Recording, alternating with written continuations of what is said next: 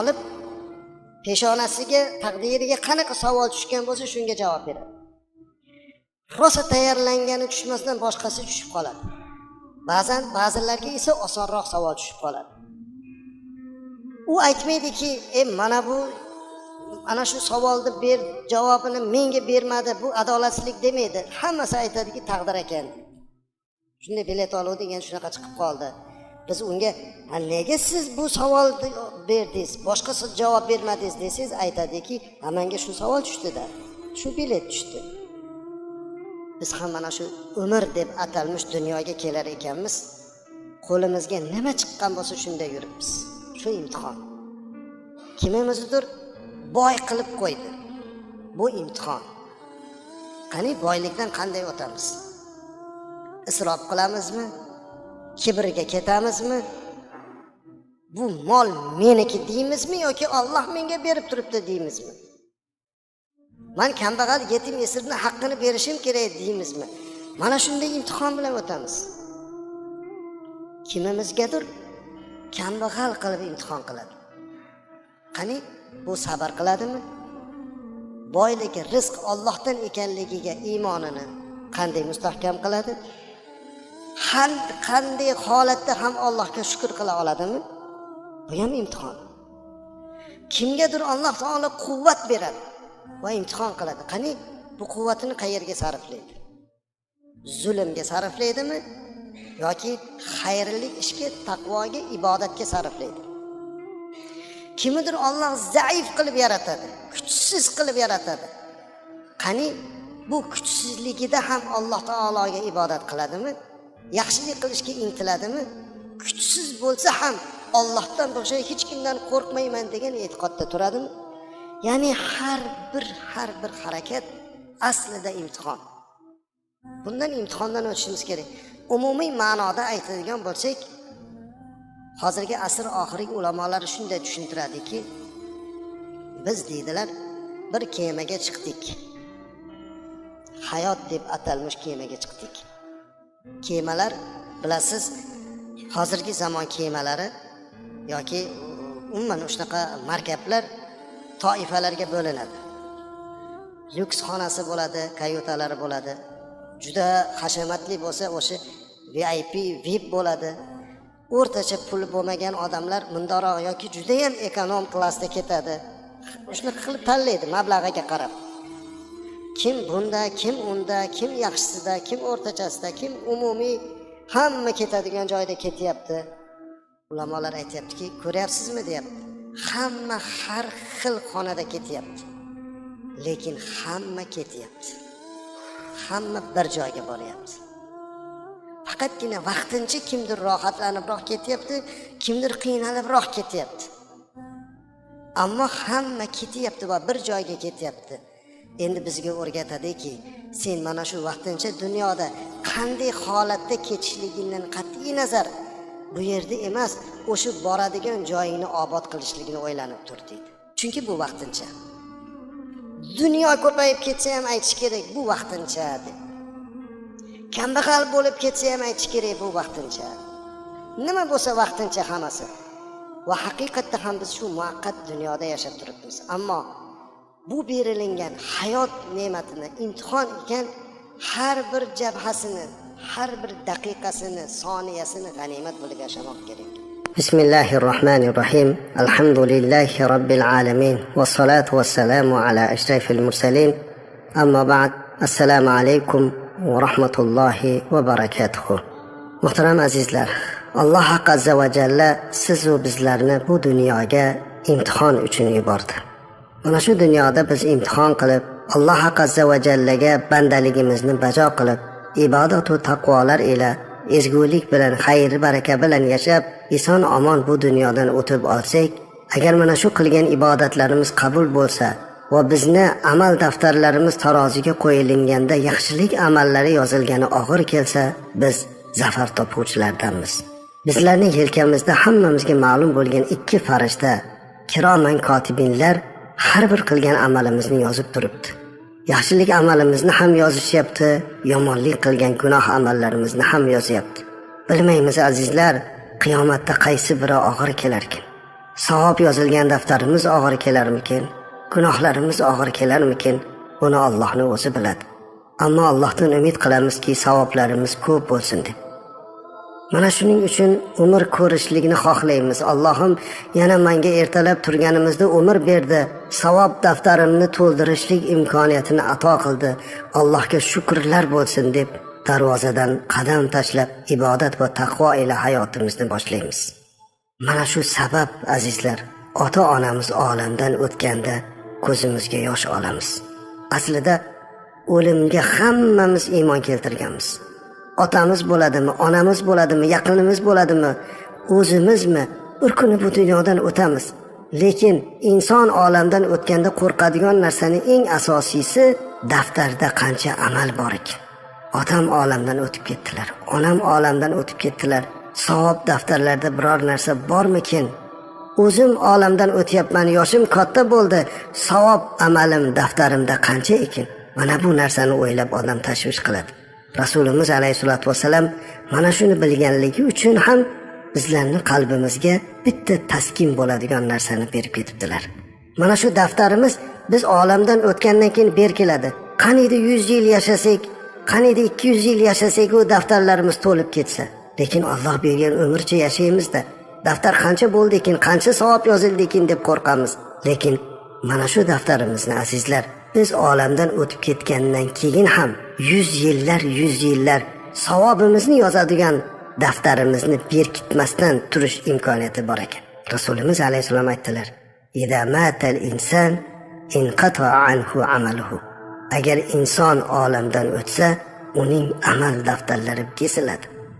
Olamdan o'tgandan keyin endi savob yozilish to'xtaydi. Ammo lekin 3 toifa bor dedilar payg'ambarimiz alayhisolatu vasallam. Mana shu 3 kishiniki savob amalini yozadigan daftari berkilmasdan turar ekan, savob yozilaverar ekan.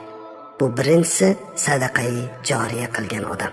Ko'prik qurgan, yo'l qurgan, quduq qazigan, masjid madrasa qurgan, shifoxona qurgan, ko'pchilikka manfaat yetkazadigan biror bir ishni qilib qo'ysangiz, o'sha qilgan inshootingiz toki odamlar orasida foydalanib turar ekan, to u buzilib yo'qolib ketgunga qadar insonlar foydalanaverar ekan, sizni amal daftaringizga savob yozilib turaveradi.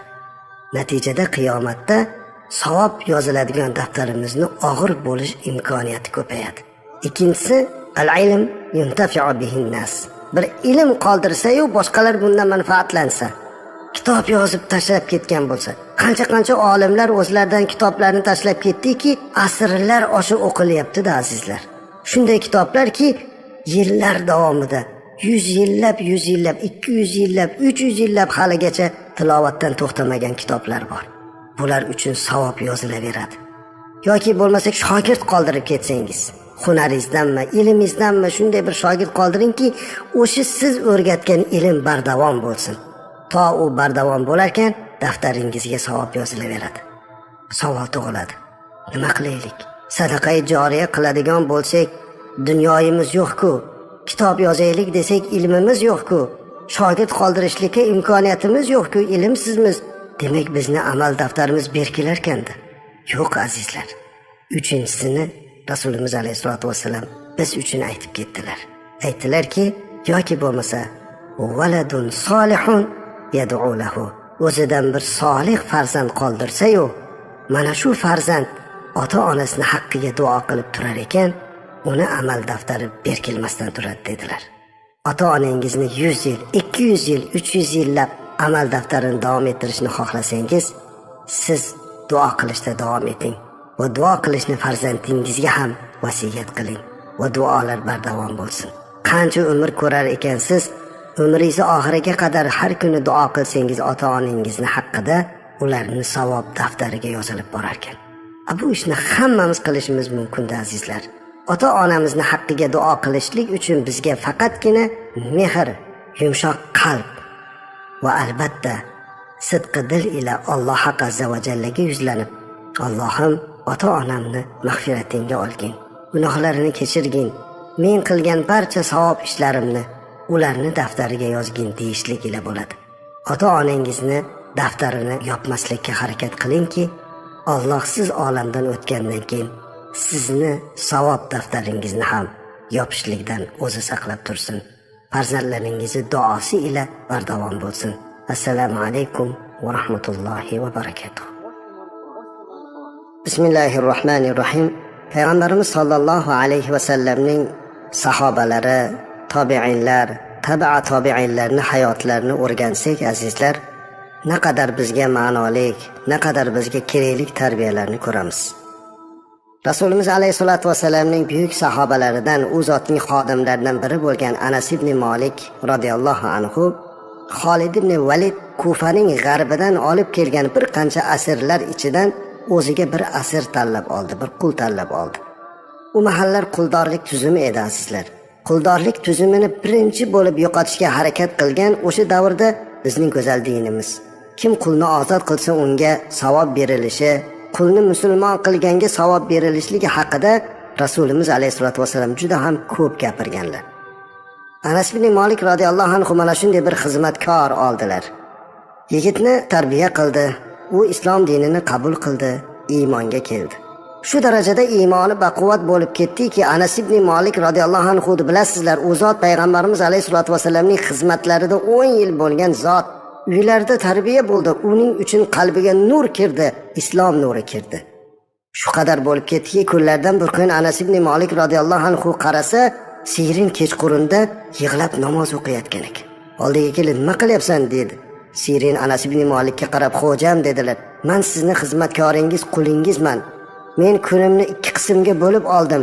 Kunduzi sizga xizmat qilaman, kechasi esa bandaligimni bajo qilay deb ibodat qilib chiqaman," dedi. Anas ibn Malik unga qarar ekan, "Subhanalloh, sen mening xo'jamning quli bo'lib qolsan," dedi. Ya'ni Allohga mendan ko'ra ko'proq qul bo'libsan. Men xo'jamning qulini qul qilib ishlata olmayman. Sen ozodsan, dedi.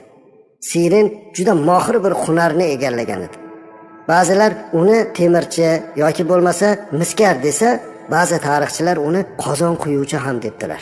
Mana shunaqa kasbni egallagan Sirin yangi musulmon bo'lgan, dinda har bir jabhalarini o'rganar, buyuk sahoba Anas ibn Malikdek zotdan va boshqa sahobalardan dinda ta'limini olardi. Hunari yaxshi, birpasda hammaga tanildi, qo'liga bir qancha sarmoyalar tushdi. Odamlardan so'radi, "Men boy bo'lyapman, badavlat bo'ldim, nima qilish kerak?" Odamlar maslahat berdi, "Ey Sirin, endi o'zingga tinch bo'lib qolding, uylan, oila qur. Chunki payg'ambarimiz alayhisolatu vasallam uylaninglar, ko'payinglar. Men ummatimni ko'p bo'lishdan faxr qilaman degan, qodir bo'lding boqishlikka, uylan," dedilar. Kimga uylanish kerak? Rasulimiz alayhisolatu vasallam dini diyonatligiga uylanishlikni tavsiya qilganlar. Mana shundayga uylan dedilar. Sirin o'ziga jufti halol izlashni boshladi. Tasavvur qiling, kechagina qul edi, ozod bo'ldi. Na uni atrofda yaqin qarindoshi bor, na e'tiborli nufuz himoyachisi bor, hech kimi yo'q bo'lgan oddiygina bir inson, musofir bo'lib kelgan inson o'zi uchun jufti halol izlayapti. Kim beradi bunga qiz? Hozir shunaqa inson kelsa qizingizni bera olasizmi? Yo'q, albatta. Sirin o'zi izlab bir xonadonga sovchilikka o'zi kirib bordi. Kimni xonadoniga deysizmi? O'sha davrda xalifa bo'lib turgan Abu Bakr Siddiq radhiyallohu anhu uylariga. Albatta o'zini qizi emas, u ham xuddi shunday joriya bo'lib boqib, tarbiya qilib, Sofiya deb ism qo'yilgan, ayniqsa Oyisha onamiz sevgan qizlarini uylariga kirdi. Ozod qilingan joriya edi. Abu Bakr Siddiqning oldilariga kelib radhiyallohu anhuga, "Qizingiz bor ekan, o'zingizni qizingiz emas ekan, joriya boqib katta qilgan ekansiz. Dini diyonatini eshitib keldim, menga o'sha qizingizni nikohlab bering," dedilar. Abu Bakr Siddiq, "Ey, nima deyapsan? Sen kimsanki mendek amiral mu'minin, mo'minlarning amiri bo'lib turgan Abu Bakr Siddiqdek zotning uyiga sovchi bo'lib ostonani hatlab kirishlikka senda qanday jur'at bo'ldi? Sen kimsan o'zi?" degan gapni gapirmadilar. Balki unga qarab, "Marhabo, xush kelibsiz, qadamingizga hasanot. Sizdek inson bizni xonadonimizga kelganidan boshimiz osmonga yetdi," dedilar. Qarang, ba'zan ko'cha-ko'yda eshitib qolamiz, ba'zi aka-ukalarimiz kalandimoqlik bilan aytadilarki, "Falonchi meni uyimga qizimni so'rab kelibdi. Juda xafa bo'ldim." Sen kimsan-ku meni uyimga qizimni so'rab kelasan? Nima haqqing bor? Jahlim chiqdi, ayolimga telefon qilib haydavor dedim, ayolini haydavordi. Ey birodar, qizingiz bor ekan, sizni uyingizga kelyapti. Xursand bo'lib kutib oling. sizni o'ziga munosib ko'rganligi uchun shukr qiling. Siz Abu Bakr Siddiq radhiyallohu anhudan ziyoda emassiz. Xush kelibsiz deng. Sizni yaxshi insonlar qatoriga qo'yibdi. Umr yo'ldosh uchun sizni juftingizdan dunyoga kelgan farzandingizni ixtiyor qilibdi. Bu siz uchun sharaf bo'lish kerak. Kim bo'lishdan qat'iy nazar. Qizi borni uyga shoh va gado kiradi deb bekorga aytmagan. Abu Bakr Siddiq radhiyallohu anhu ammo uzr so'rayman dedi. Qizimni Oyisha radhiyallohu anha tarbiya qilgan. Men undan bir so'rab qo'yay dedilar. Xo'p deb Sirin chiqib ketdi. Abu Bakr Siddiq odamlardan so'ray boshladi. Bir Sirin degan bola kelibdi. Tanisizlarmi? Odamlar maqtadilar. U zo'r, u hunarmand, u badavlat, u tijoratchi. Qizingizni bersa shundayga berasiz. Lekin Abu Bakr Siddiq radhiyallohu anhu ga hech kim ko'yinidagi javobni bermasdi. Chunki u zot va barakat uni na tijoratini, na kasbkorini, balki uni husn xulqini, din va diyonatini so'rardilar. So'ngra odamlar aytdiki, u Anas ibn Malikning quli edi. Anas ozod qilgan, oldiga boring dedilar. Anas ibn Malik radhiyallohu anhu da oldiga bordilar. "Ya Anas" dedilar. "Sizni uyingizda qul bo'lib kelgan, ozod bo'lgan Sirin degan Oyisha boqib tarbiya qilgan Sofiyaga sovchi bo'lib kelibdi. Qanaqa yigit? U qiz bizga omonat, munosibiga beraylik" dedik. Anas ibn Malik yaxshi yigit, hunarmand, o'ziga tinchlayotdilar, gapini to'xtatdi-da. "Ya Anas ibn Malik" dedilar. "Akhbirni an dinihi." Menga uni dinidan gapiring, xulqidan gapiring deydilar. "Zavijha ya Amiral Mu'minin." "Ey Amiral Mu'minin, qizingizni tezda unga nikohlab bering. Undan yomonlik ko'rmaysiz" dedilar. "Men guvohlik beraman, u shunday taqvodor bo'lganligi uchun men uni ozod qildim" dedi. Abu Bakr Siddiq radhiyallohu anhu boqib olgan qizlari Safiyani Siringa nikohladi. Sirin odamlardan so'radi, "Endi nima qilish kerak?" Payg'ambarimiz alayhisolatu vasallam "Uylansangiz e'lon qiling, xursandchilik qiling, to'y qiling" deganlar. "To'y qil" dedilar. To'y qildilar. Albatta isrof qilmagan holda. Uyiga bir qancha ulug' zotlarni chaqirdi. Anas ibn Malik radhiyallohu anhu keldilar. Ubay ibn Ka'b radhiyallohu anhu keldilar. Abdullah ibn Abbos radhiyallohu anhu hammalari kelib o'tiribdilar. Ularga osh non berib, xursandchilik qilib, nikohlarini e'lon qilgandan keyin Sirin hech kutmagan bir gapni gapirib qoldilar.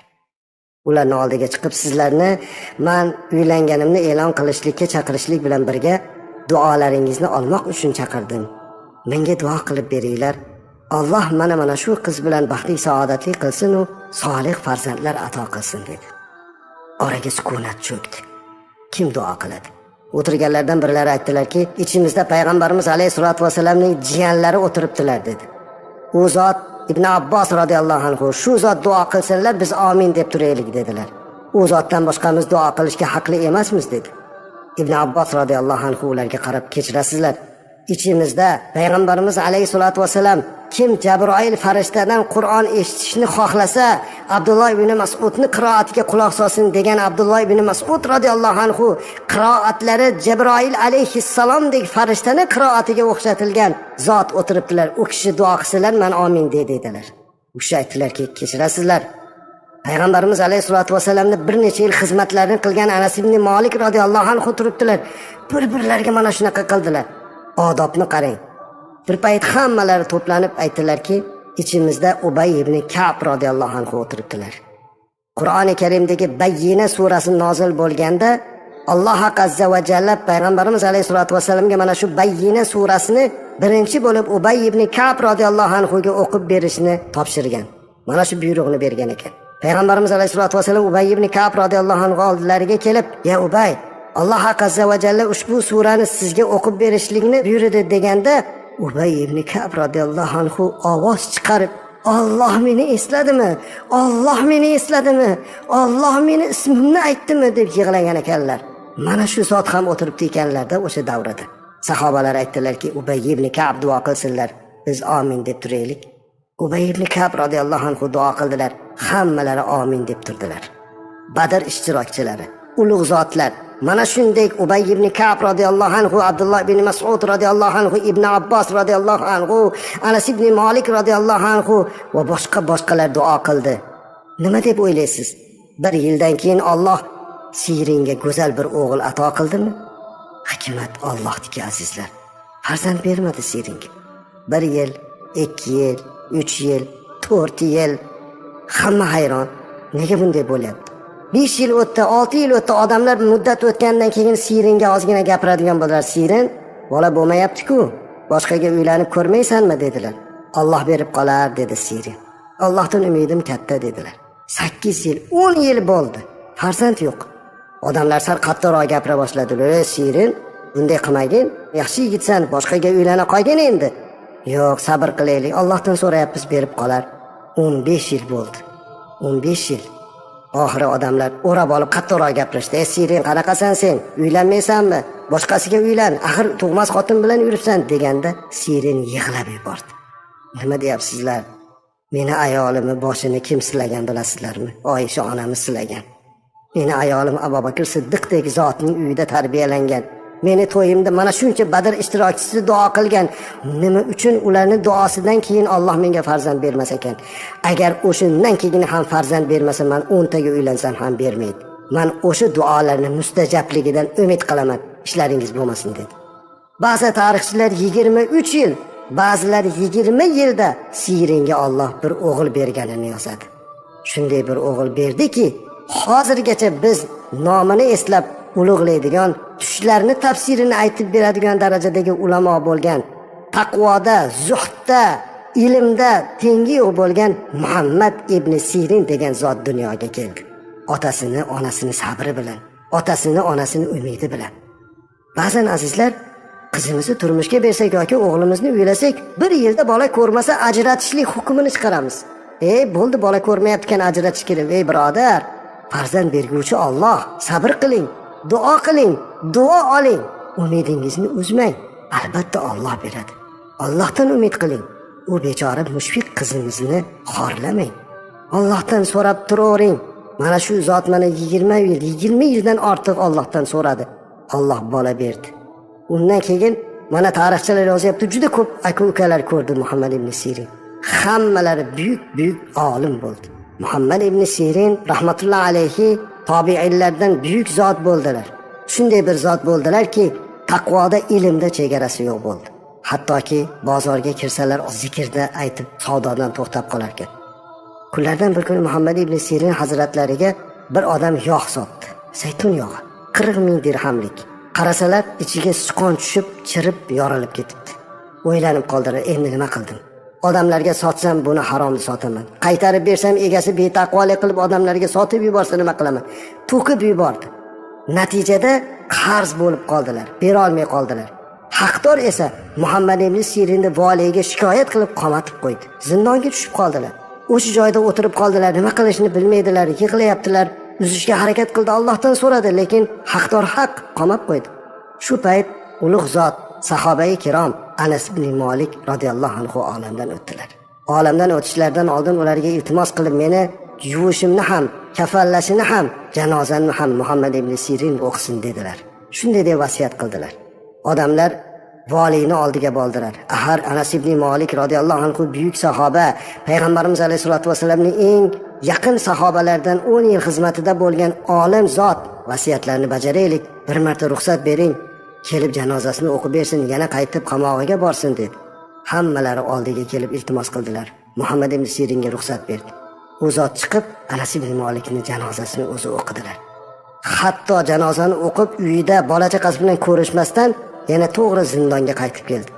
Zindonda xizmat qilib turgan askarlar, nega bunday qildingiz, nega oilangiz bilan ko'rishmadingiz deganda, vali menga faqat janoza o'qishlikka ruxsat berdi dedilar. O'sha joyda turgan askarlar buni nima uchun qamalganini eshitib, axir siz taqvo yuzasidan shunday bo'pti ekan, sizga kechqurun oilangizga borishga ruxsat beramiz, borib oilangiz bilan yotib ertaman zindonga qaytib keling, hech kimga aytmaymiz dedilar soqchilar. Unda Muhammad ibn Sirin ularga qarab, bunday qila olmayman. Nega? Chunki vali sizni rahbaringizni topshirig'ini buzib xiyonat qilishingizga men sherik bo'la olmayman degan ekanlar. Mana shunday taqvodor zot ota-onasining taqvosi bilan, sabri bilan dunyoga kelgan ekan. Kim duo olsa azizlar, duoning mustajabligidan umid qilsin. Oila qurganlar farzand ko'rishlikdan umid qilsin-da va barcha farzand kutib turganlarga Muhammad ibn Sirindek go'zal taqvoli farzandlarni Alloh ato qilsin. Bismillahirrohmanirrohim. Alhamdulillahi robbil alamin va salatu vassalamu ala ashrafil mursalin. Amma ba'd. Assalomu alaykum va rahmatullohi va barakatuh. Alloh azza va jalla bizlarni bu dunyoga imtihon uchun yuborganligini bayon qiladi. Jumladan har doim biz ko'p eshitib o'qiydigan Mulk surasida Estaizu billah allazi xalaqal mauta val hayata liyabluwakum ayyukum ahsanu amala. Sadaqallohul azim. Ushbu oyatda bayon qilyaptiki, sizlarni qaysi biringizni yaxshi amal qilishligingizni imtihon qilmoqligi uchun o'lim va hayotni yaratgan Alloh. Qarang, haqiqatda ham ushbu oyatda Alloh azza va jalla bizga bu dunyoga imtihon uchun kelganimizni yana bir bor bildirdi. Va tafsirlarda bayon qilishicha, aslida inson uchun eng yaqini bu hayot edi. Hayot keyin o'lim bo'ladi. Lekin Alloh avval o'limni keltirdi. Chunki Alloh nazdida biz uchun yaqini o'lim. O'limga ehtiyot bo'lishlik, unga tayyorgarlik ko'rishligini aytdi. Shunday ekan azizlar, biz bu dunyoda vaqtinchamiz. Tayyorgarlik ko'rishimiz kerak. Imtihon uchun yaralganmiz. Payg'ambarimiz alayhisolatu vassalam ista'iddul mauta qabla nuzulihi dedilar. Kama qala Rasululloh sallallohu alayhi vasallam. O'limga boshingizga o'lim kelmasdan turib tayyorgarlik ko'rib qo'yinglar dedilar.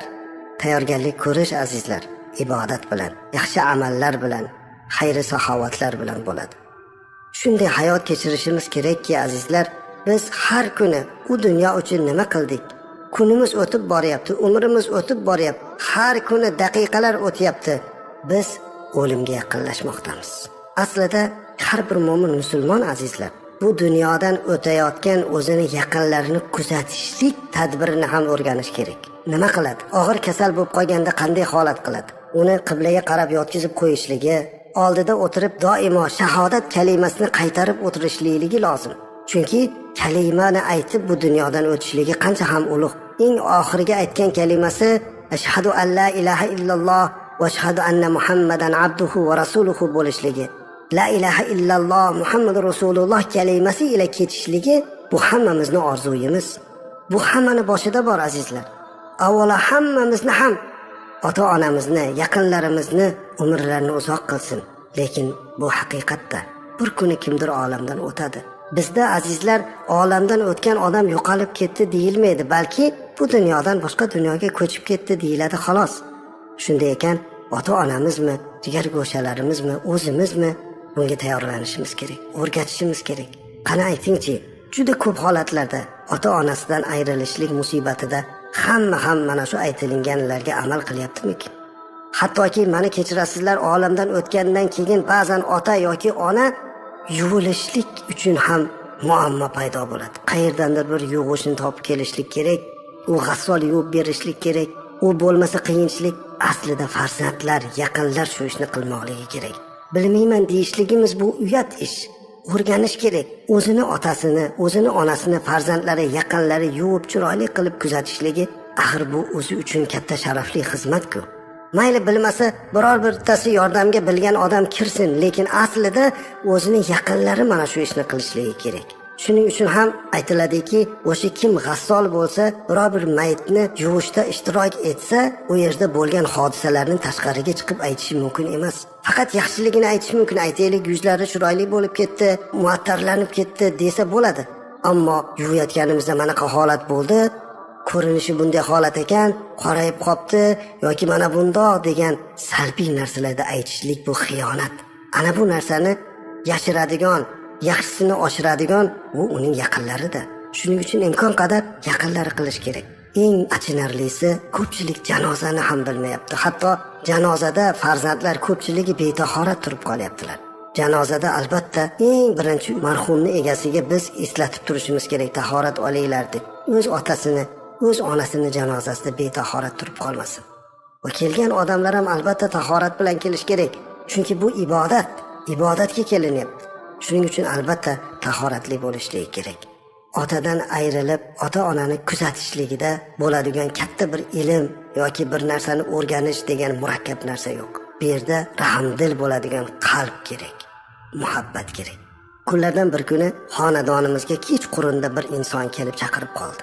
Otam og'ir bo'lib qoldi, yordam bering, nima qilishni bilmayapman dedilar. Bunaqa holatlar bizda ko'p bo'ladi. Darhol uyga kirib tahoratimni yangilab, yugurib oldilariga chiqdim. Yarim tun mashinada ketyapmiz. Mendan yoshi kattaroq odam, so'rayapman. Kim bor uyda? Hech kim yo'q.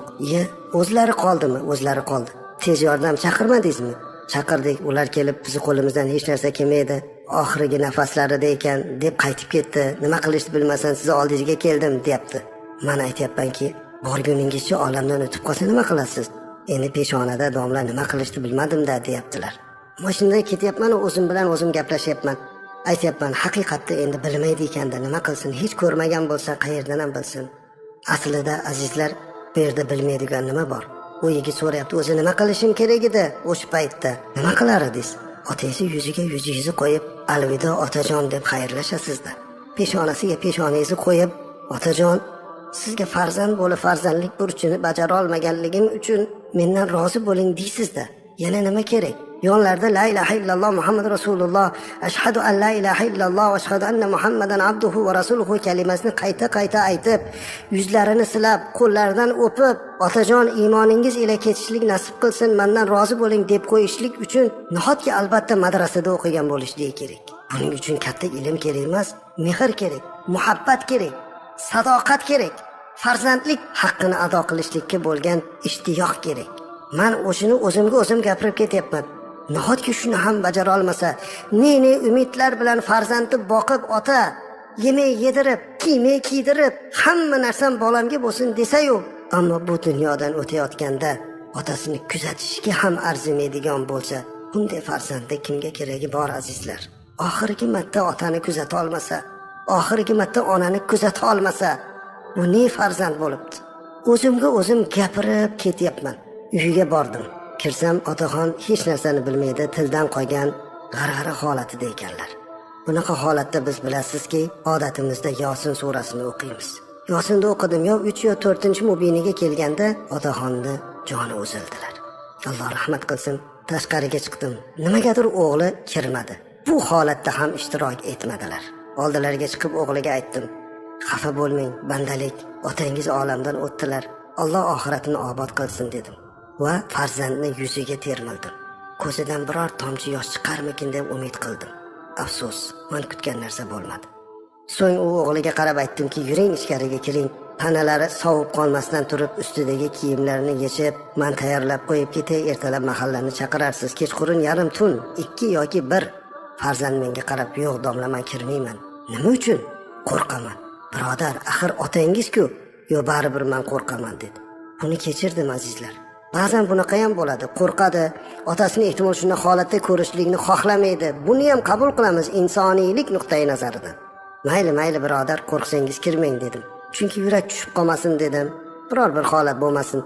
O'zim kirib bir amallab otani tayyorlab, jag'larini bog'lab, yotkizib chiqib ketatsam, otasi bilan xayrlashishlikka kirishlikdan qo'rqqan, otasini oxirat safariga kuzatishlikka qodir bo'lmagan, hatto yechintirib chiroyli qilib qo'yishlikka ham kirishlikdan qo'rqqan farzand menga bir gap aytdi. Bu voqeaga ancha bo'ldi, lekin har safar eslaganimda vujudim titraydi. Domla, mendan tashqari yana 2-3 ta aka-uka, opa-singillarimiz bor. Ularga hali xabar berganim yo'q. Ularga endi xabar beraman. Ertalab hammalari hali zamon kelib qoladilar. Bitta iltimosim bor dedi. Nima iltimosingiz bor desam, otamni og'zida tillatishlari bor edi. Shuni sug'urib bermaysizmi? Ya Alloh. Vujudim qaltirab ketdi. Ustimdan issiq suv quygandek bo'ldi. U insonga qarab aytdimki, tog'larni tolqon qilsang topolmaydigan tillodan ayrilding. 7 qavat yerni kavlab chiqara olmaydigan oltindan ayrilding. Shu 4 ta otangni tishi ko'rindimi ko'zingga? Uni o'zi hassol agar oladigan tish bo'lsa olib qo'yadi. Lekin shu narsani hozir o'ylayapsanmi? Otani oldiga kirishdan qo'rqqan farzand og'zidagi tishlarni olib berishlikni aytishlikdan uyalmadingmi? Chiqib ketdim, xafa bo'ldim azizlar. Juda qattiq xafa bo'ldim. Ertasiga o'sha mahallani oqsoqoliga bo'lgan voqeani aytib berdim. Lekin nimagadir oqsoqol bundan ajablanmadilar.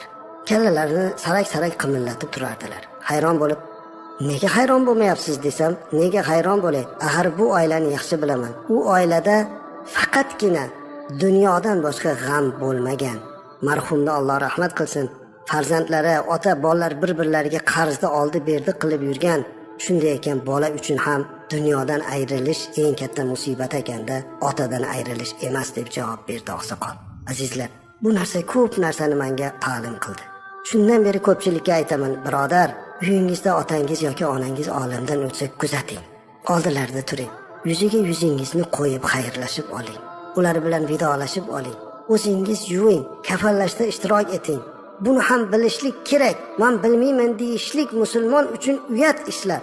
mahallalarda shunaqa ishlarga aralashib o'rganib qo'yishlik kerak. To qabrga qo'yishlik ishlarigacha o'rganishimiz kerak. Bu bizni musulmondagi haqqimizdan tashqari farzandlik, jigargo'shalik bo'lgan vazifalarimizdir.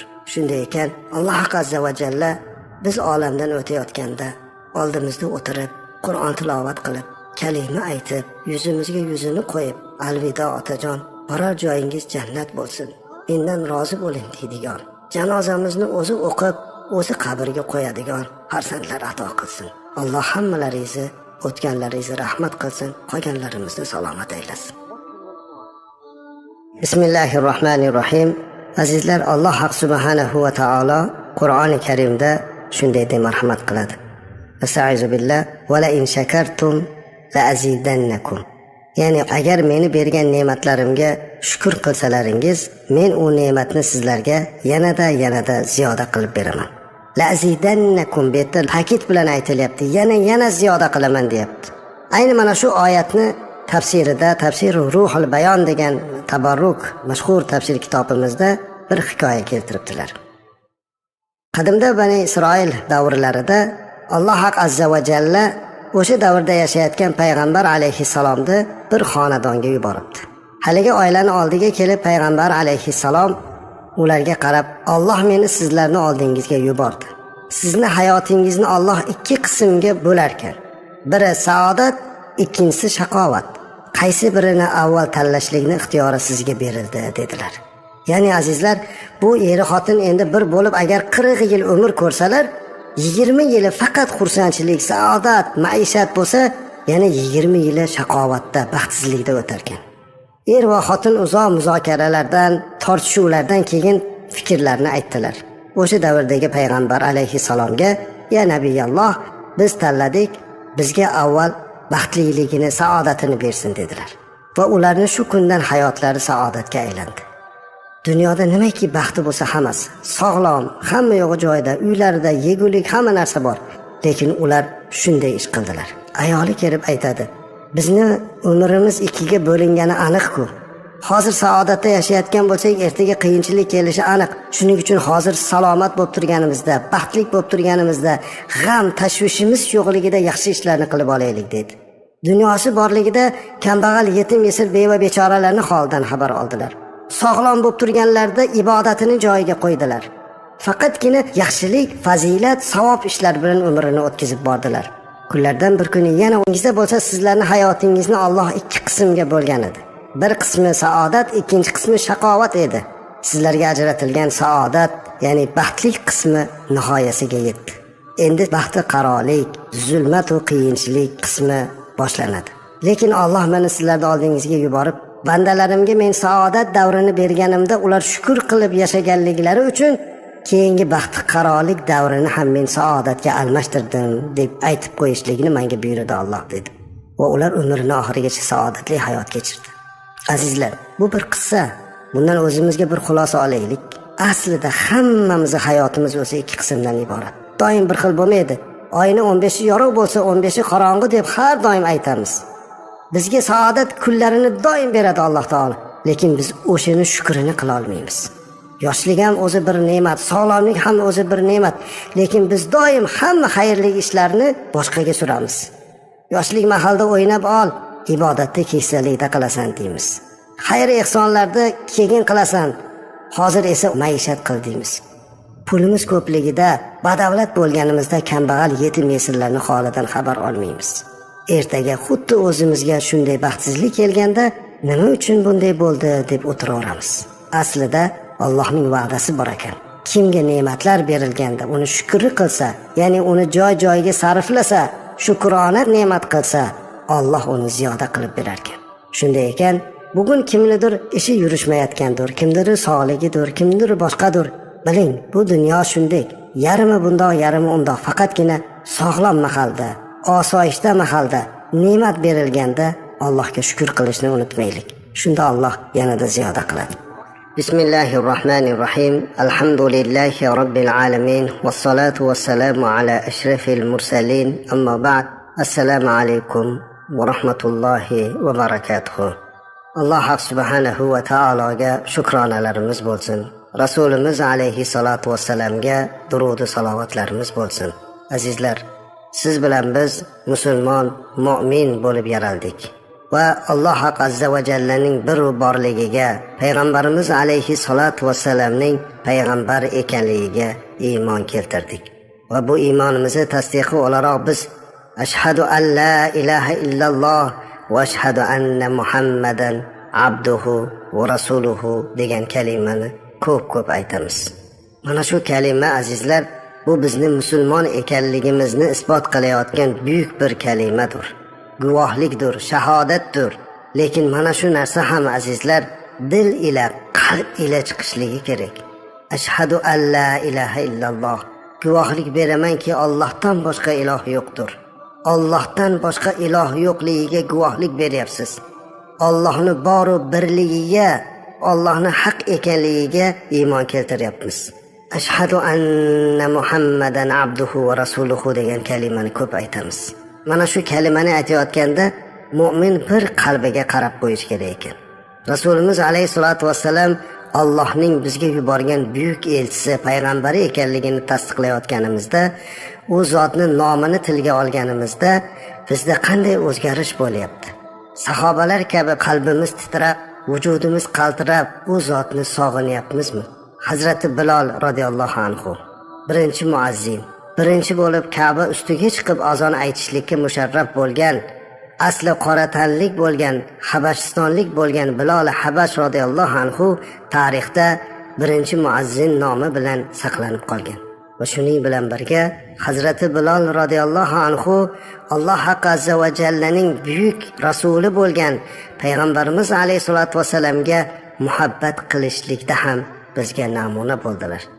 Rasulimiz alayhisolatu vasallam olamdan o'tgandan keyin Hazrati Bilol radhiyallohu anhu bir necha kun azon aytib yurdilar, ammo keyin azon ayta olmay qoldi.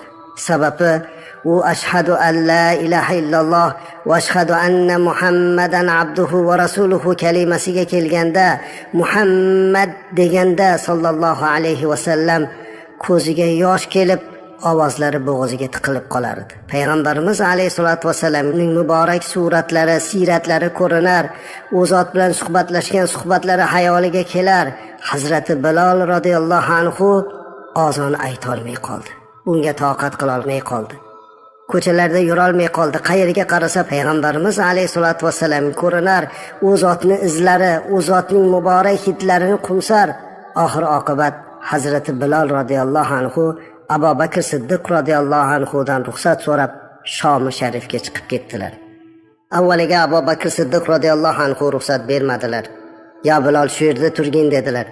Lekin Hazrati Bilol radhiyallohu anhu, "Siz meni qullikdan sotib olib ozod qilgansiz. Agar bu ishni o'zingiz uchun qilgan bo'lsangiz unda qolay. Lekin Alloh uchun qilgan bo'lsangiz unga menga ruxsat bering" dedilar. Noiloj qolgan Abu Bakr Siddiq radhiyallohu anhu o'sha mahalda Amiral Mu'minin xalifa bo'lib turuvdilar. Ruxsat berdilar. Hazrati Bilol Shom sharifga ketdilar. Shom sharifga borib Hazrati Bilol radhiyallohu anhu dini diyonatni ta'limini berdi va mana shu joyda oila qurib uylandilar. Kunlardan bir kuni Hazrati Bilol radhiyallohu anhu uxlab yotgan edilar. Kechqurun yarim tunda birdan uyg'ondilar-da yig'lab yubordilar. Oldilarida yotgan ayollari hayron bo'lib, "Ya Bilol, nima bo'ldi?" dedilar. Shunda "Men tushimda Rasululloh sallallohu alayhi va sallamni ko'ribman" dedilar. Azizlar, tushingizda Rasulimiz alayhisolatu vasallamni ko'rganmisiz? Ko'rganingizda mana shunday yig'laganmisiz? Agar shunday qilgan bo'lsangiz, sizda Hazrati Bilol radhiyallohu anhuning qalbidagi muhabbatdan bir nasiba bor ekan, Alloh ziyoda qilsin. Payg'ambarimiz sallallohu alayhi va sallam aytadilar-ki, "Kim meni tushida ko'rsa, u haq ko'ribdi" deganlar. Chunki shayton hech qachon payg'ambarimiz alayhi salatu vasallamning ko'rinishlariga kira olmas ekan. Hazrati Bilol radhiyallohu anhu ham payg'ambarimiz alayhi salatu vasallamni tushlarda ko'rganligi uchun yig'ladilar va birdan payg'ambarimiz alayhi salatu vasallamni eslab qoldilar. U zot yurgan yo'llarni ko'rgisi keldilar. Madina Munavvaraga ketdilar. Madinaga borganlarida sahobalarni qanchalar ko'rdilar. Hammalari Hazrati Bilol radhiyallohu anhu ni ko'rganda beixtiyor payg'ambarimiz alayhisolatu vasallamni eslardilar. Abu Bakr Siddiq ko'rdilar, ko'rishib aytdilarki, "Ya Bilol, bir azon aytib bergin" dedilar. Uzr so'radilar. ayta olmayman dedilar. Nega qanday qilib aytaman? Axir men har doim azon aytgandan keyin namozga deb chaqirardim. Qani Rasulim alayhisolatu vassalam qanday aytay deb yig'lab yubordilar. Hammaning ko'ziga yosh keldi. Lekin Payg'ambarimiz alayhisolatu vassalamning nabiralari Imom Hasan, Imom Husayn radhiyallohu anhumolar ham uchrab qoldilar. Hazrati Bilol radhiyallohu anhu oldilariga kelib ko'rishar ekan, "Ya Bilol, bir azon aytib bermaysizmi?" dedilar.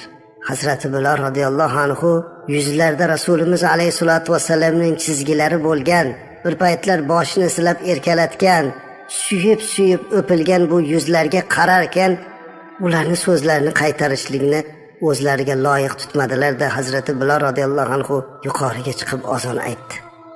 Azizlar, tarixchilar aytadiki, Hazrati Bilol radhiyallohu anhu azon aytgan mahalda hamma uylardan yugurib chiqdilar. Bir-birlariga hatto Rasulimiz alayhisolatu vassalam tirilib ketdilarmi degan gaplarni ham aytib yubordilar.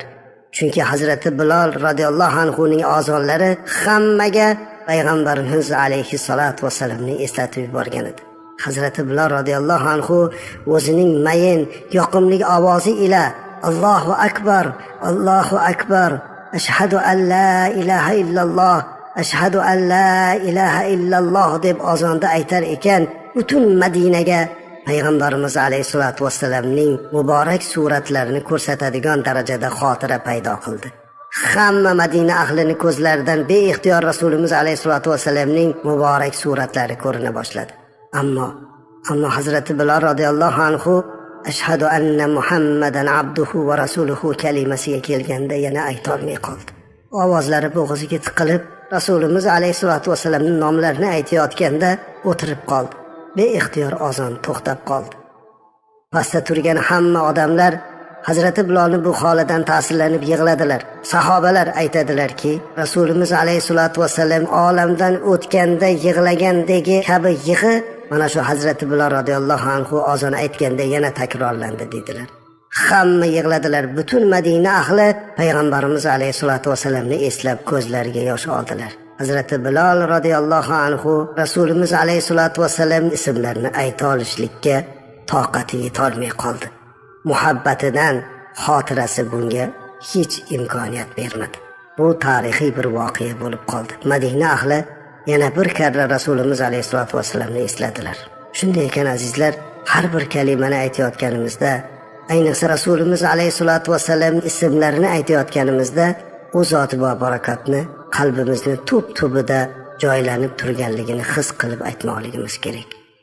Ashhadu an la ilaha illalloh va ashhadu anna Muhammadan abduhu va rasuluhu sallallohu alayhi va sallam. Hammalarimizni u zotni muhabbatidan bebahra qilmasin. Sahobalarda bor bo'lgan, Hazrati Bilol radhiyallohu anhuda bor bo'lgan muhabbatlardan bizga ham Alloh qalbimizga joylashini o'zi nasib qilsin. Bismillahirrohmanirrohim. Alhamdulillahi robbil alamin. Vassalatu vassalamu ala ashrafil mursalin. Amma ba'd. Assalomu alaykum va rahmatullohi va barakatuh.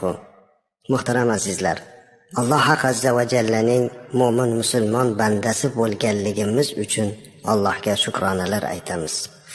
Alloh azza va jallaga iymon keltirganligimiz uchun, Alloh azza va jalla bizni mu'min qilib yaratganligi uchun Allohga shukronalar aytamiz. Muhammad sallallohu alayhi va sallamga ummat qilib yaratganligi uchun Allohga shukronalar aytamiz. Chunki Alloh bizni sevganligi uchun ham bizni mu'min musulmon qilib yaratdi.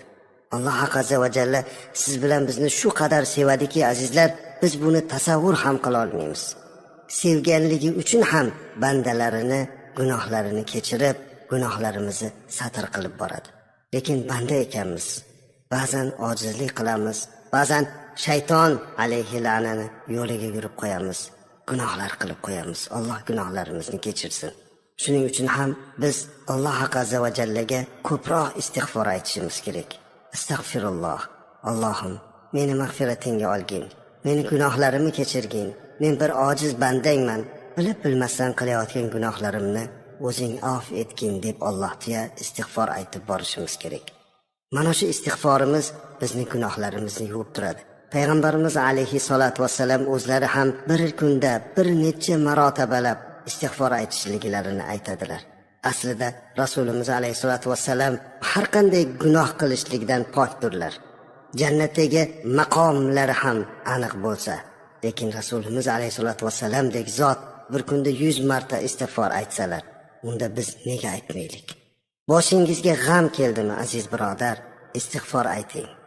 Qarzingiz ko'payib, kechalari uxlay olmayapsizmi? Unda istig'for ayting. Birovlarda haqqingiz bor, ola olmay diqqat bo'lib yuribsiz. Istig'for ayting.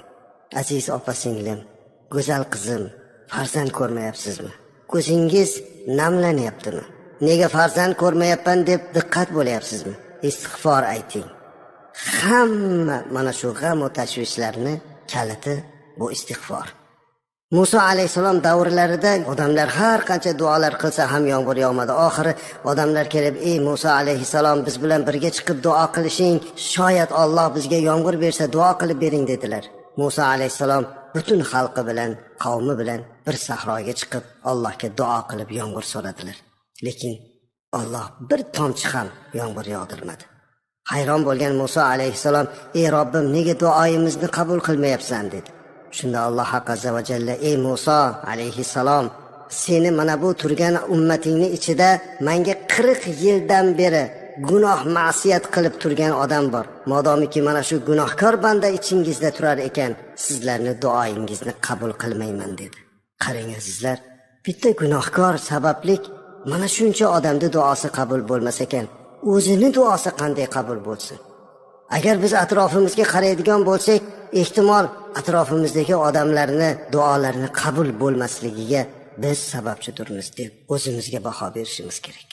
Gunohkor o'ziga emas, atrofiga ham ta'sir qilyapti.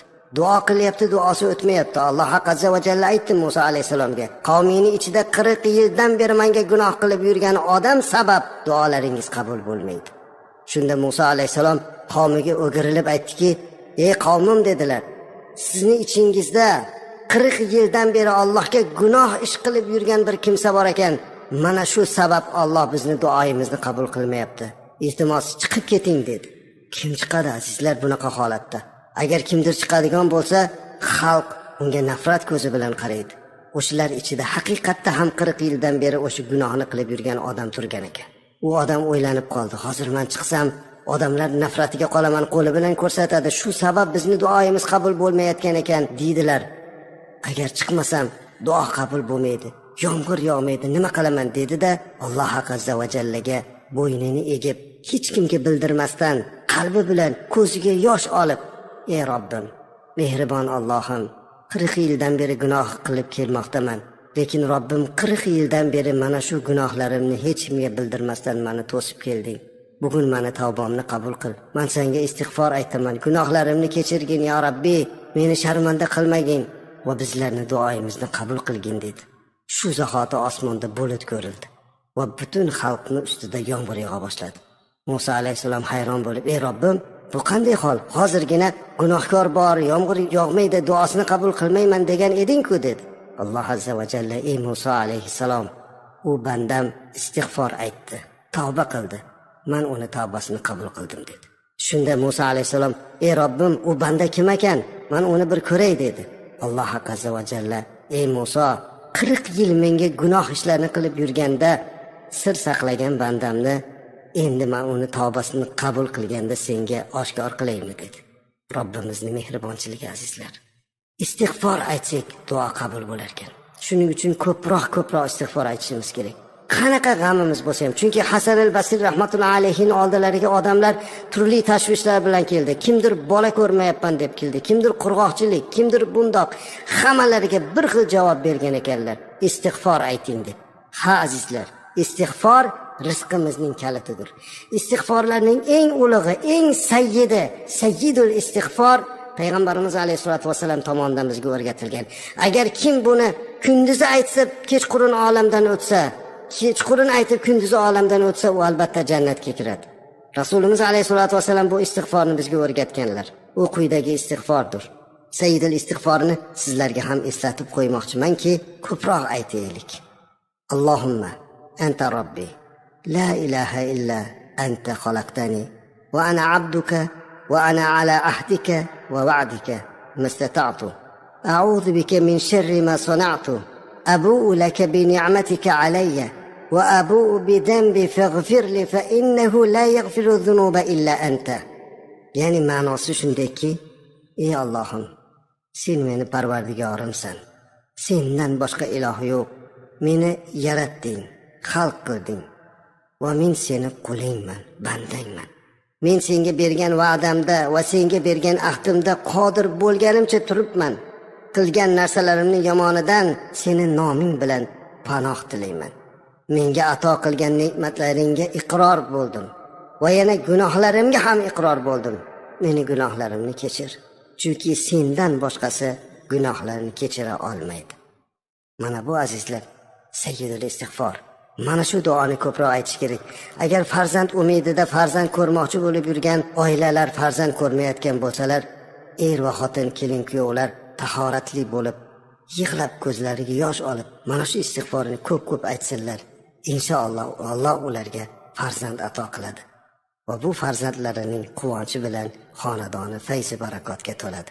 Qarzdorlar, bemorlar, hojatmandlar hammasi istig'for aytish kerak. Alloh sizni bizlarni istig'forimizni qabul aylasin. Bismillahirrohmanirrohim. Alhamdulillahi robbil alamin. Vassalatu vassalamu ala ashrafil mursalin. Amma ba'd. Assalomu alaykum va rahmatullohi va barakatuh. Muhtaram azizlar, biz dunyoda mo'min musulmonlar hammalarimiz bir-birimizga do'st, qadrli ulfat bo'lib hayot kechiramiz. Bizlarning eng katta dushmanimiz bor. Mana shu dushmanning yomonligidan doimo panoh so'raymiz. Bu dushmanimiz kim? Bu shayton alayhi la'natur. Alloh subhanahu va taolo Qur'oni Karimda shaytonni bizga aduvun mubin, u ochiq, ravshan dushmandir deb bayon qildi. U la'natlangandir. Shunday ekan, biz uni dushman deb bilishimiz kerak. Lekin bir narsani doim yodimizda tutmoq kerak azizlar. Shayton bizning dushmanimiz. U badbaxt doimo bizni vasvasa qilishlikka, yo'ldan ozdirishlikka harakat qiladi. Biz uni yomonligidan qutulishga harakat qilib boramiz. Lekin shaytonning yomonligidan Allohning yordami bilangina qutulishligimizni esdan chiqarmaslik kerak. Shuning uchun ham doimo A'udhu billahi minash shaytonir rojim deymiz. La'natlangan shaytonning yomonligidan Allohim sendan panoh so'raymiz deb aytamiz. Agar Allohning yordamisiz biz shaytonni yenga olganimizda bu kalimani hojati bo'lmas edi. Holbuki Qur'oni Karimda Alloh azza va jalla o'zi agar sizlarni mana shunaqa shayton vasvasa qilayotgan bo'lsa, Allohga istioza ayting deb o'rgatgan. Shunday ekan biz shaytonning yomonligidan doimo himoyalanishligimiz uchun Allohdan yordam so'rab, o'zimiz qalbimiz bilan bunga harakat qilmoqimiz kerak. A'udhu billahi minash shaytonir rojim. Allohning la'natiga uchragan shaytonning yomonligidan panoh so'rayman. Alloh bizni uni yomonligidan saqlasin. Shayton doimo bizni qalbimizga kirishga harakat qiladi azizlar. Qalbimizga kiradigan darvozalarini topib o'sha darvoza orqali bizni ichimizga kirib oladi. Albatta shaytonda kiradigan joylari juda ham ko'p, lekin biz bugun eng kattalari haqida gaplashamiz. Eng birinchisi azizlar, g'azab va shahvat. Bu shaytonning asosiy darvozalaridan biri. Shu orqali bizni ichimizga, qalbimizga kirib olar ekan. G'azab bu aqlning kishandasi. Aqlni askari zaif bo'lsa, shaytonni askari kuchli bo'ladi. Demak, g'azab aqlni ketkizadi. Aql ketgandan keyin bizni askarimiz zaiflashib, shaytonni askari kuchayib ichimizga kirib bo'lar ekan. Shuning uchun eng birinchi biz g'azablanganimizda o'zimizni to'xtata olishimiz kerak. Payg'ambarimiz alayhisolatu vasallam mana shunga o'rgatganlar. Eng bahodir, eng pahlavon odam g'azabi kelganda g'azabini to'xtata oladigan odam. Mana bu odam haqiqiy bahodir hisoblanadi. Shuning uchun inson g'azab otiga minmaslik kerak. Inson g'azablanganda aqlini jilovlamay qoladi va u shayton uchun darvozani katta qilib ochib qo'yadi. Demak, g'azablangan mahalimizda bundan qutulish chorasini ko'rishimiz kerak. Eng birinchi g'azabdan qutulish chorasi azizlar, Rasulimiz alayhisolatu vasallamga salovat aytish. Ha azizlar, Payg'ambarimiz alayhisolatu vasallam doimo o'zlarini ushlagan edilar. G'azablari, jahllari o'z o'rnida kofirlarga nisbatan, janglarda dushmanga nisbatan bo'lgan. lekin mo'min musulmonlarga qanday ham mehribon zot edilar. Shunday ekan azizlar, shaytonning darvozasining eng kattasi bu g'azab. Ana bundan keyin shahvat. Shahvat azizlar, bu insonda ortiqcha bir narsaga qattiq berilishligi. Bu yandan ham saqlanish kerak. Shahvatdan ham o'zini tiya bilishligi, hamma narsani o'z me'yorida to'xtata bilishlik kerak. Bu ham shaytonning darvozasi ekan. Ya'ni shayton bizni ichimizga kirishligi uchun mana shu darvozalardan foydalanar ekan. Ikkinchi shaytonning darvozasi ochib biz ichimizga, qalbimizga kirib joylanib olishligi mumkin bo'lgan darvozalardan ikkinchisi hasad va hirs. Qarang, bandani biror narsaga hirs qo'yishi qanchalik kuchli bo'lsa, o'sha hirsi uni shunchalik ko'r va kar qilib qo'yar ekan. Payg'ambarimiz alayhisolatu vassalam har qanday narsaga bo'lgan muhabbat insonni ko'r va kar qilur deb aytgan ekanlar. Termiziy va Abu Dovud rivoyat qilgan hadisda. Bir narsaga ortiqcha hirs qo'yib yuborish, bir narsani o'ta yaxshi ko'rib yuborishlik insonni ko'zini kar va ko'r qilib qo'yar ekan. Shuning uchun har bir narsada o'rta miyona turishlikka harakat qilish kerak. Va yana bittasi hasad. Hasad azizlar, bu shaytonning eng yaxshi foydalanadigan darvozalardan bittasi desam mubolag'a bo'lmaydi. Chunki hasad bir mo'minni ikkinchi mo'minni yomon ko'rishlikka olib boradigan, unga bergan ne'matlarini ko'rib, u aslida mo'min bilan emas, Alloh haq azza va jalla bilan urushayotganini bilmay qoladi. Bir insonga Alloh chiroy berdi. Bir insonga Alloh martaba berdi, obro' berdi yoki pul berdi, dunyo berdi. Ya'ni bizda yo'q bo'lgan narsalarni berdi. Biz u odamni yomon ko'ramiz, hasad qilamiz. Hasad qilishimiz bilan shaytonga darvozani ochamiz. U bizni ichimizga kirib, yana uni kuchaytirishlikda davom etadi. "Hey" deydi, "Qara" deydi, "Bu odamda shunday narsasi bor, seniki yo'q." Lekin aslida u odamga o'sha chiroyni bergan ham yoki martabani, dunyoni bergan ham Robbimiz-ku.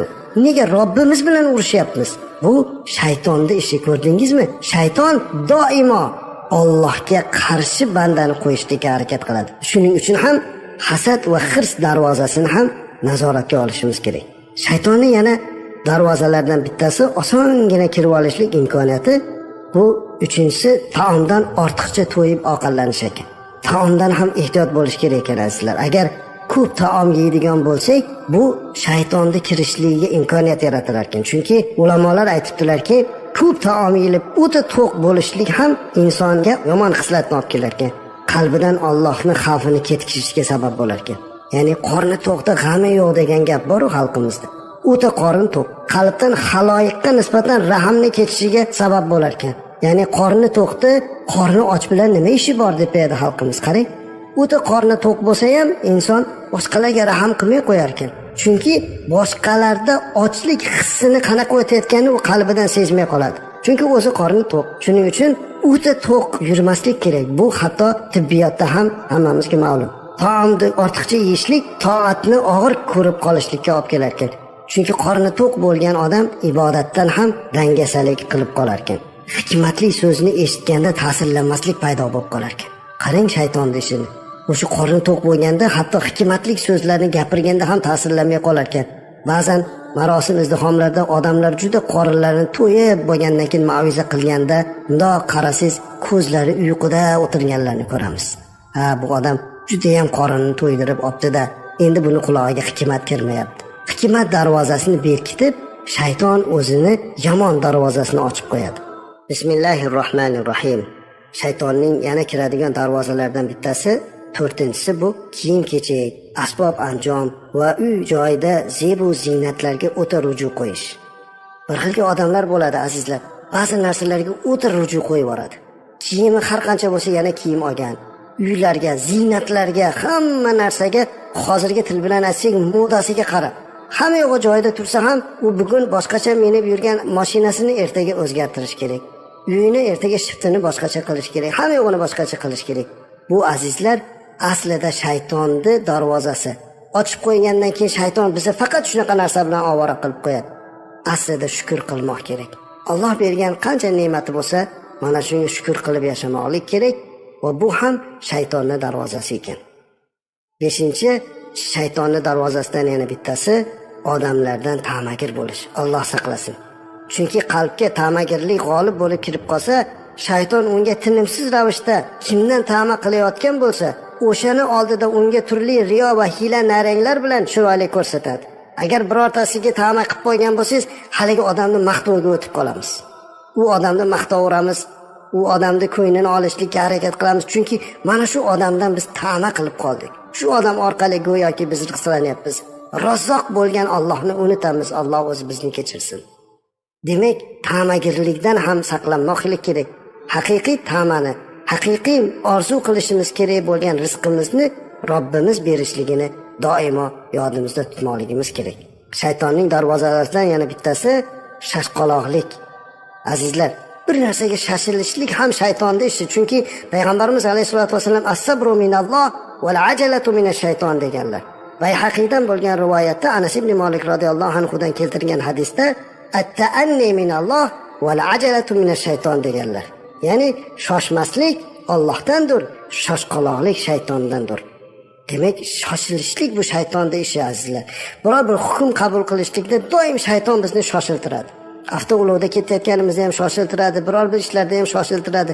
Yo'q azizlar, yaxshisi shoshilishligimiz kerak emas. Chunki shoshildikmi, shaytonga darvozasini ochamiz. Biz darhol to'xtashligimiz va Alloh azza va jalladan sabr, qanoatga o'tmoqligimiz kerak bo'ladi. Shaytonning bizga kirib qolish darvozalaridan bittasi baxillik va kambag'allikdan qo'rqish.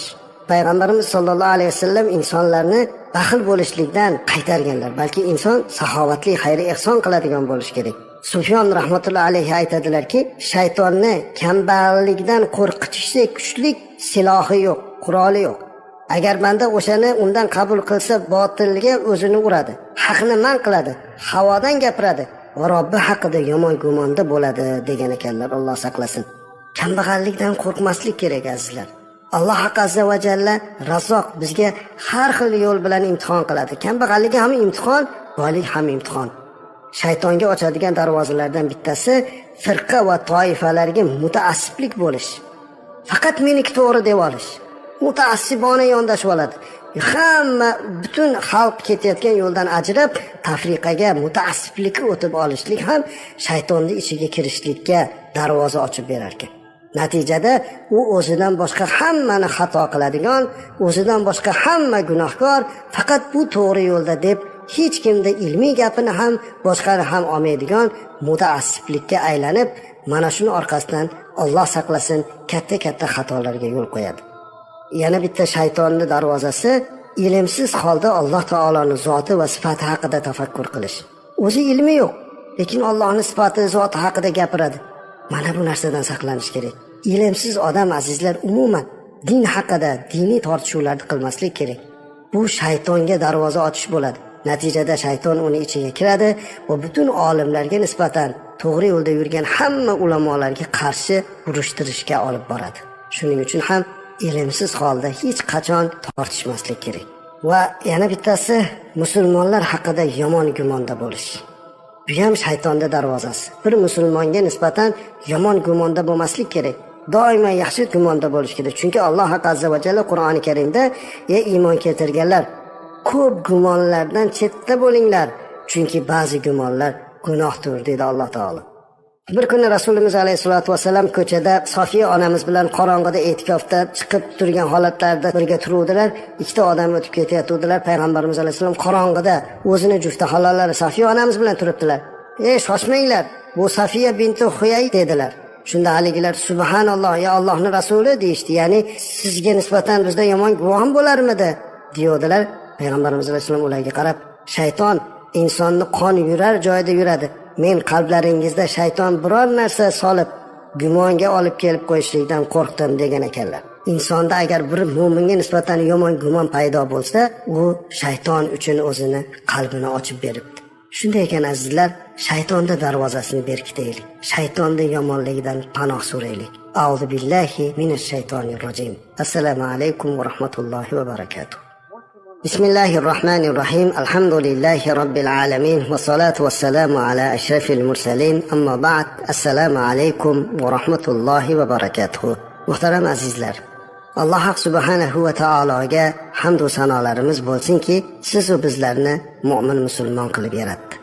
Siz va bizlar uchun mana shu dunyoda fazilatlarga, yanada savoblarga erishmoqligimiz uchun ham Alloh azza va jalla bizga katta buyuk bir ne'matlarni berdi.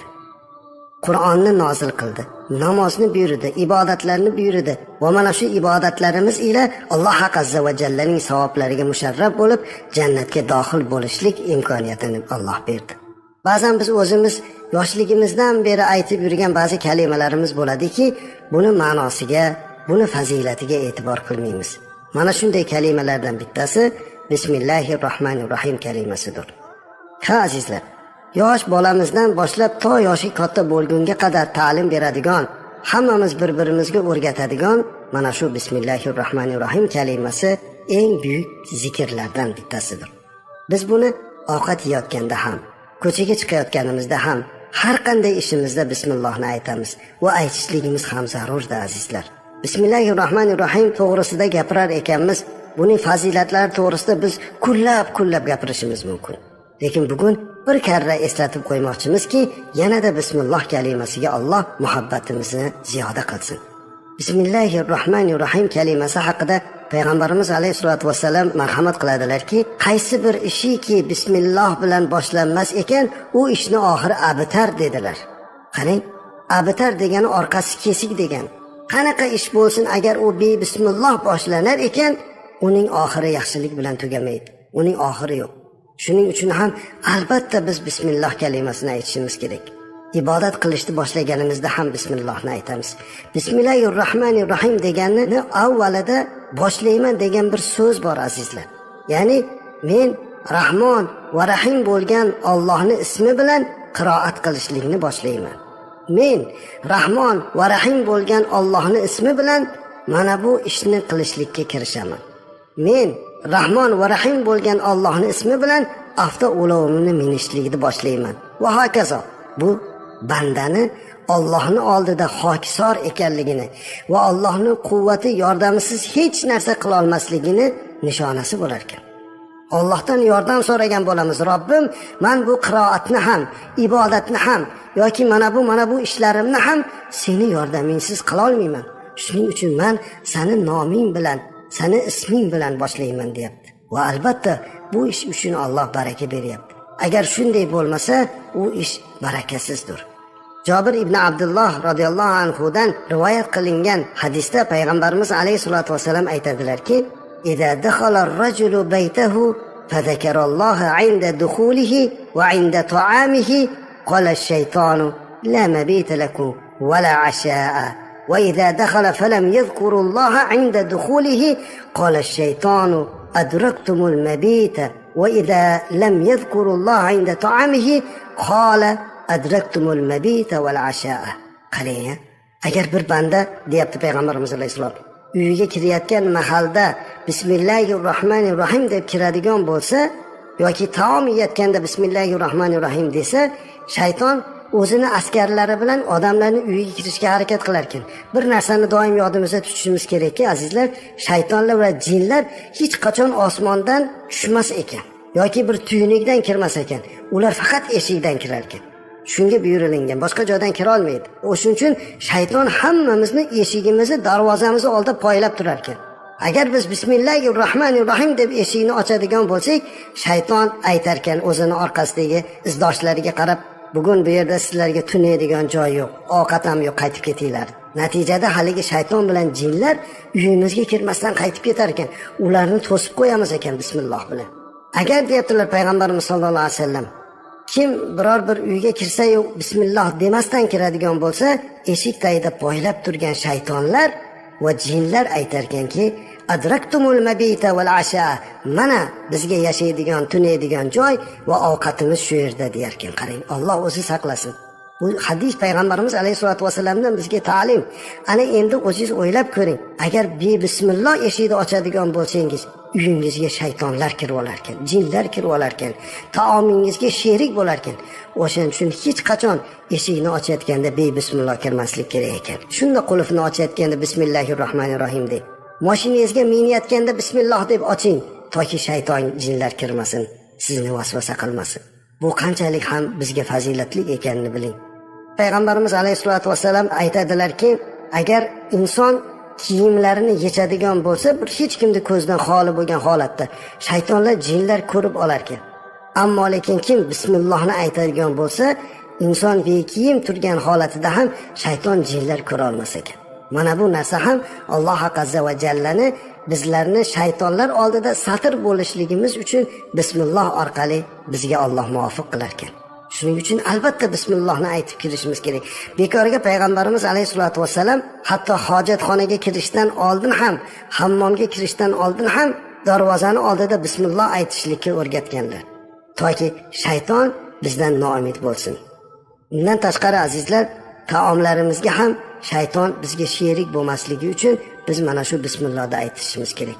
Anas ibn Malik radhiyallohu anhu dan bo'lgan hadisda aytadilarki, payg'ambarimiz alayhisolatu vasallam "Ida kharaja min baytihi", kim biror uyidan chiqsa-yu va aytsa "Bismillahi tavakkaltu alallohi la havla va la quwwata illa billah", unga nido qilinarkanki, senga kifoya qilindi, seni uying himoyalanadi, shaytonlar bundan nahiy qilinadi, qaytarilar ekan. Qarang, birgina bismillahirrohmanirrohim kalimasini aytib qo'yishlik bilan uyingizdan shaytonni qo'yishsiz ekan. Shunday ekan, bolalarimizga bismilloh kalimasini ko'proq o'rgataylik. Va shuning bilan birga ma'nolariga bir qator e'tibor beraylik. Bismillahirrohmanirrohim. Rahmon va Rahim bo'lgan Allohning ismi bilan boshlayman. Rahmon degani azizlar, dunyoda kofir va musulmonning hammasiga mehribon. Haqiqatda ham Alloh Rahmondir. Dunyoda Allohni yo'q degan millatlarga ham o'zining ne'matini berib turibdi. Rahim degani esa bu mo'minlarga xos bo'lib, u dunyoda qiyomatda faqat mo'minlargagina mehribon, rahimli bo'lgan Alloh degan ma'noni berar ekan. Ana endi o'sha ma'no bilan bismillohni aytib ko'ring-ya. Bu dunyoda kofir va musulmonga mehribon, u dunyoda faqat mo'min musulmonlargagina rahimli bo'lgan Allohning nomi bilan boshlayman. Qanday ham go'zal kalima. Va shunga endi o'zimiz amal qilishimiz kerak.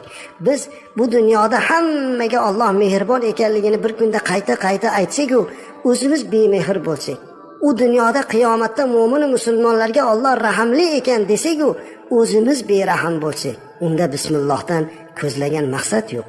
Payg'ambarimiz alayhisolatu vasallam bizga bismilloh ila tarbiyalanishlikni o'rgatdilar. Qur'oni Karimda Alloh azza va jalla Muntasir surasida va alayha 19 oyatini keltiradi. Bu degani do'zaxda 19 ta azoblaydigan farishta bor ekan.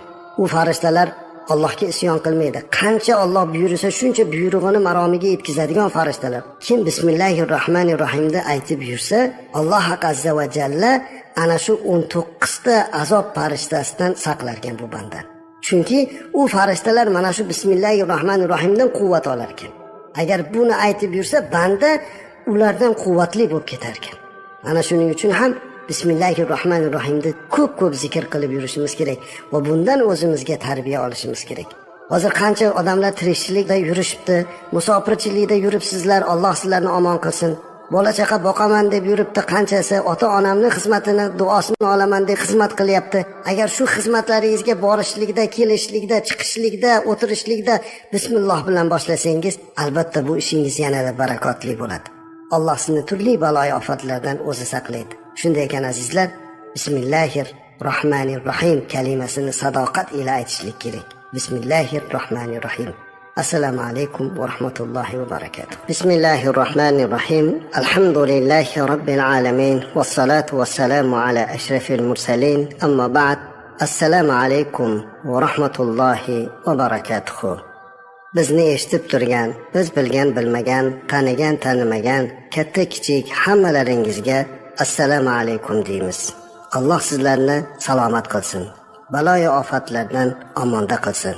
Azizlar, qanday ham go'zal salomlashishimiz, tahiyyotimiz bor. Dunyoda necha xil millat bor, necha xil elat bor azizlar.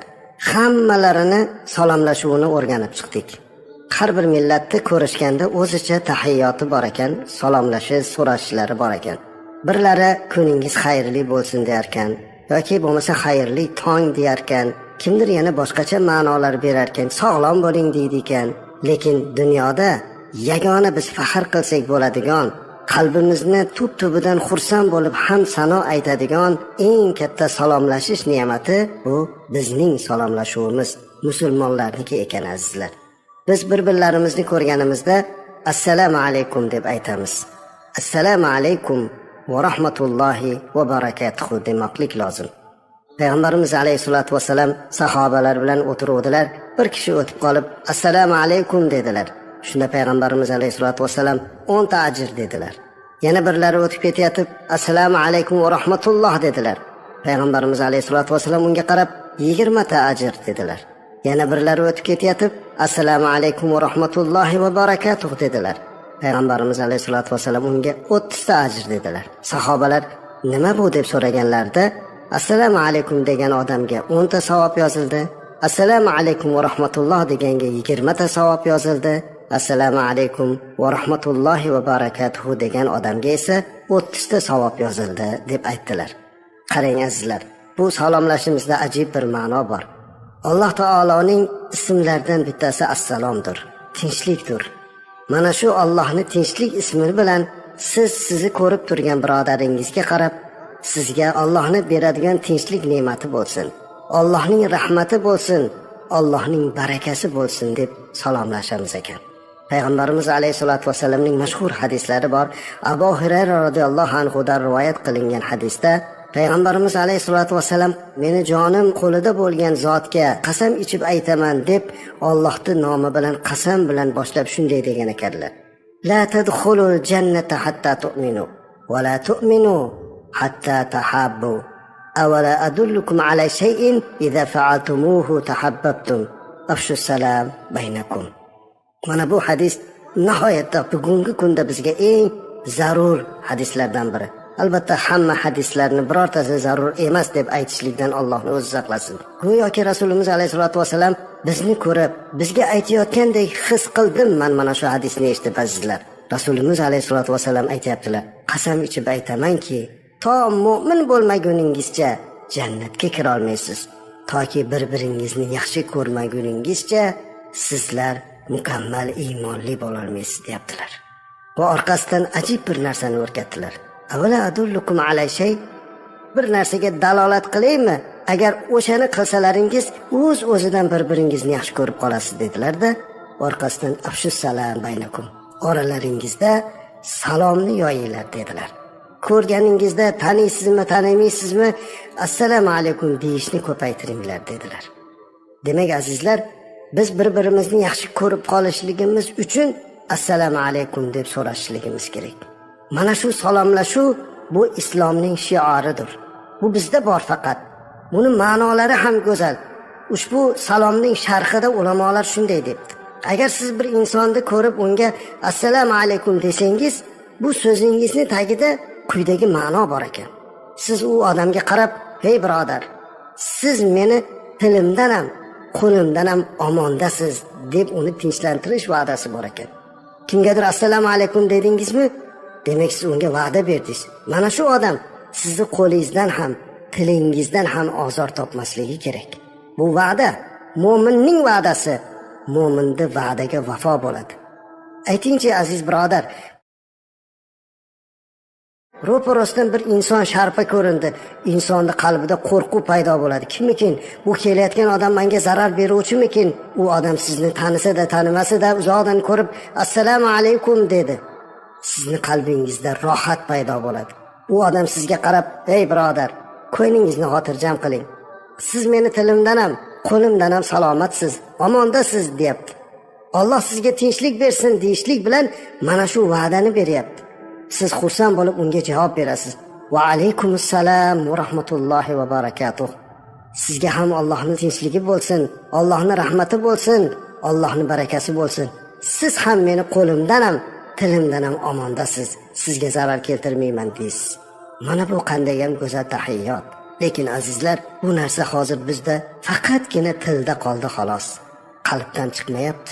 Assalomu alaykum deb qo'yishimiz faqat tilda qoldi. Lekin biz aslida yuqoridagi payg'ambarimiz alayhisolatu vasallamning hadislariga e'tibor beradigan bo'lsak, qalbimiz titrab ketishi kerak. Toki musulmonlar bir-birini yaxshi ko'rmaguncha mu'min bo'lmas ekan, toki mu'min bo'lmaguncha jannatga kirmas ekan, biz bir-birimizni yaxshi ko'ra olyapmizmi? 21-asrdagi eng katta muammolardan bittasi ham musulmonni yomon ko'ryapti. Dinimizga qarshi bo'lgan, islom dinini yomon ko'rganlarni eng katta kurashi uslublardan bittasi musulmonlarni musulmonlarga qarshi qo'yish, bir-birimizni xunuk ko'rsatish, bir-birimizga dushman qilish. Holbuki biz tanisak ham, tanimasak ham bir-birimizga salom berib yurganlarmiz.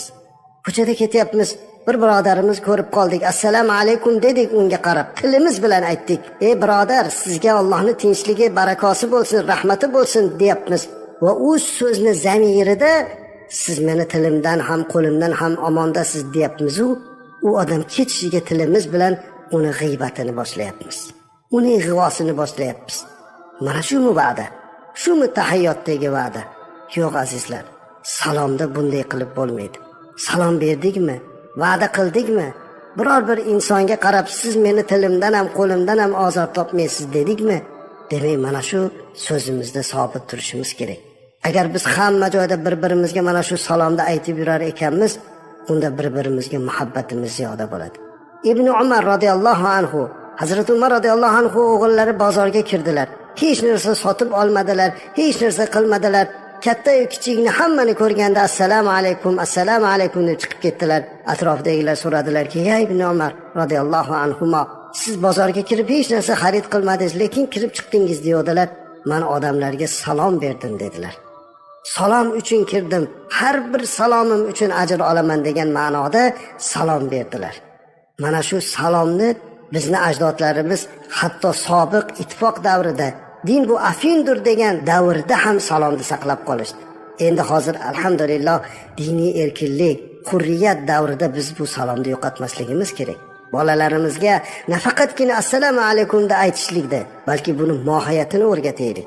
Agarki azizlar, butun dunyodagi musulmonlar assalomu alaykum degan so'zni zamirida sizga tinchlik so'rayman, siz meni qo'limdan ham, tilimdan ham omondasiz degan ma'nosini bilib, mana shunga muvofiq agar amalda bo'lganda edi, birorta eshigimizga qulf tushmagan, birorta insonning qalbida xavf bo'lmagan bo'lardi. Demak, assalomu alaykum faqat tilda bo'lmasligi kerak ekan. U dilda, u qalbda bo'lmoqligi kerak. Esimizdan chiqarmaylikki, bu salom hatto jannatda hamdir. Jannat ahlallarini ham bir-birlariga salomlashishlari mana shunday assalomu alaykum. Hatto butun mu'minlar jannatga kirayotganda ularni jannat darvozasi oldida farishtalar assalomu alaykum deb kutib olar ekan. Shunday ekan, biz azizlar bir-birimizni hurmat va ehtiromimizni, muhabbat va sadoqatimizni, bir-birimizni yaxshi ko'rishligimizni ziyoda qilmoq uchun salomni ko'proq yoyishimiz kerak. Va mana shu salom, ya'ni tinchlikni, bir-birimizga mehr va oqibatni yoyishimiz, shuni oqibatida aytgan va'damizga vafoda bo'lmoqligimiz kerak. Assalomu alaykum va rahmatullohi va barakatuh. Biz sizlarni yaxshi ko'ramiz. Yaxshi ko'rishligimiz bilan iymonimizni mukammal qilamiz. Va barcha iymoni mukammallarning joyi jannatda bo'lishligini Alloh muvaffaq aylasin.